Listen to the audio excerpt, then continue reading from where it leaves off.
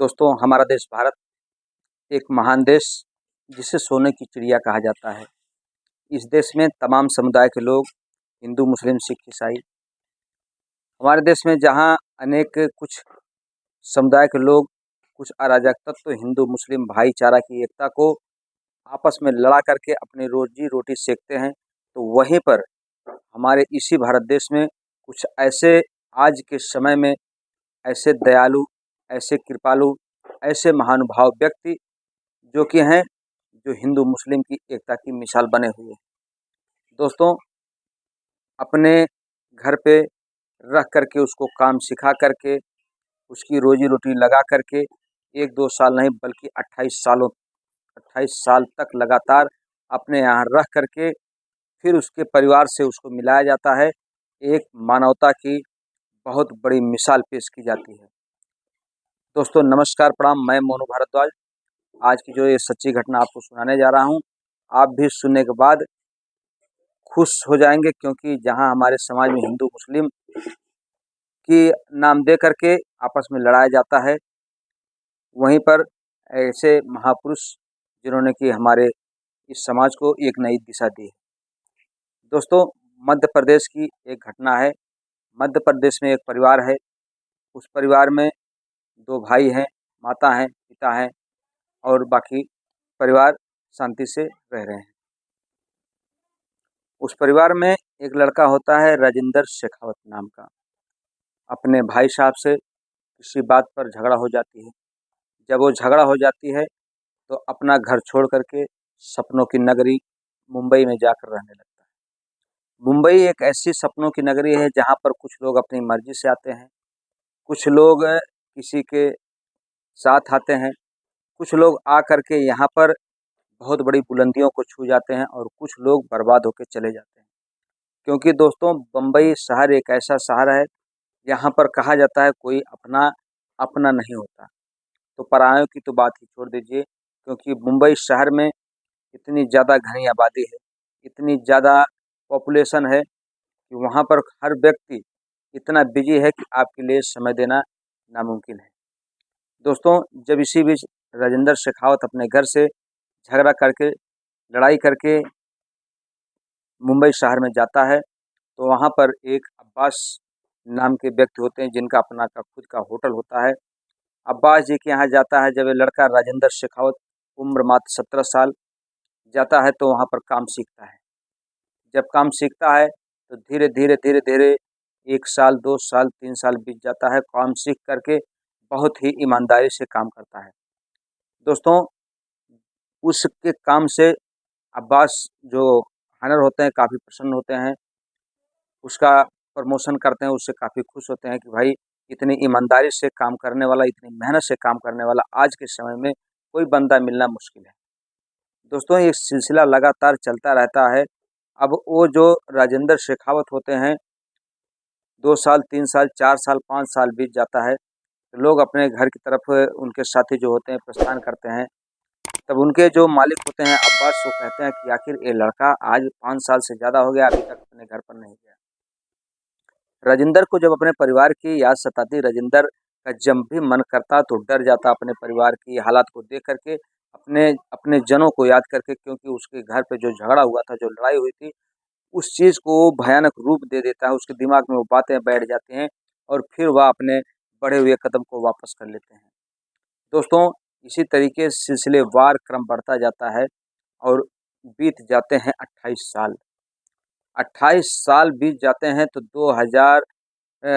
2 साल पहले जब अब्बास साहब के एक छोटे भाई होते हैं, उस राजेंद्र शेखावत से पूछते हैं कि भाई एक बात पूछना चाहता हूँ, बुरा ना लगे तो आप पूछ सकता हूँ। तो राजेंद्र बोलते हैं क्यों नहीं।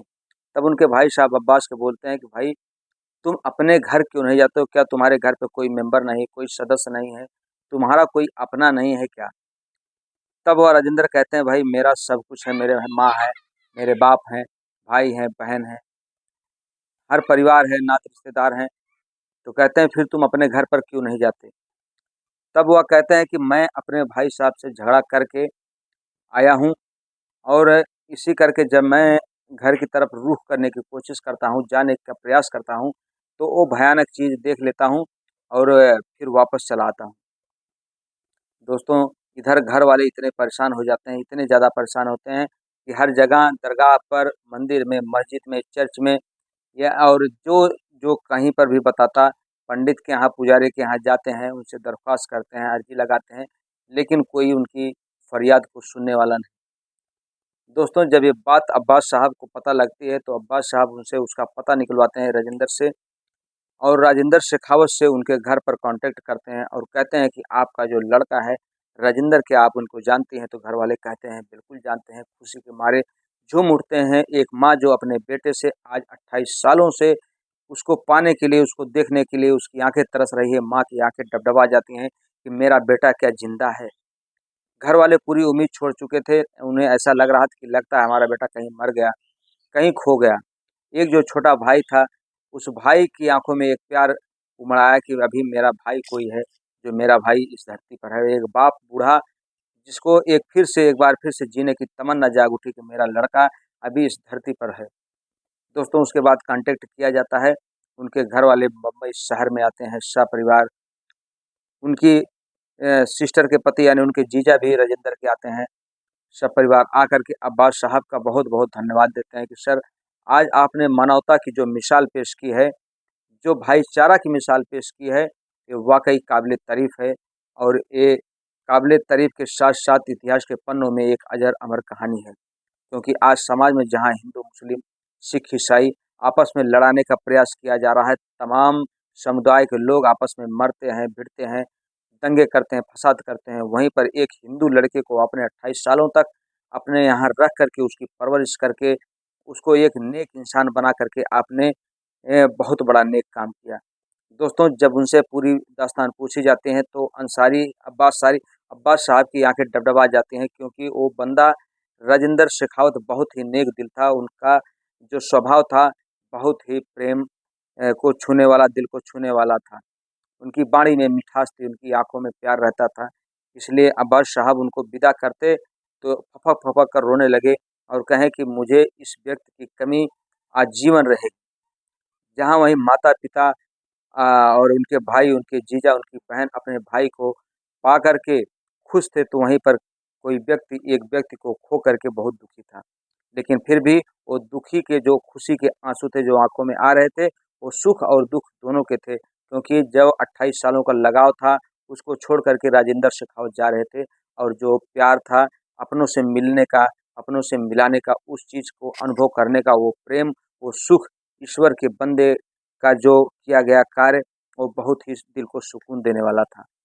दोस्तों, हमारे समाज में आज भी तमाम लोग हिंदू, मुस्लिम करके आपस में लड़ते रहते हैं, मंदिर, मस्जिद के नाम पर लड़ते हैं, लेकिन बम्बई शहर में रहने वाले एक ऐसे इंसान जिनको दिल बार-बार नमन करने को कह रहा है कि आपने जो मिसाल पेश की है भाईचारा की, उसको हम एक बार नहीं 100-100 बार नमन करते हैं, आपको प्रणाम करते हैं।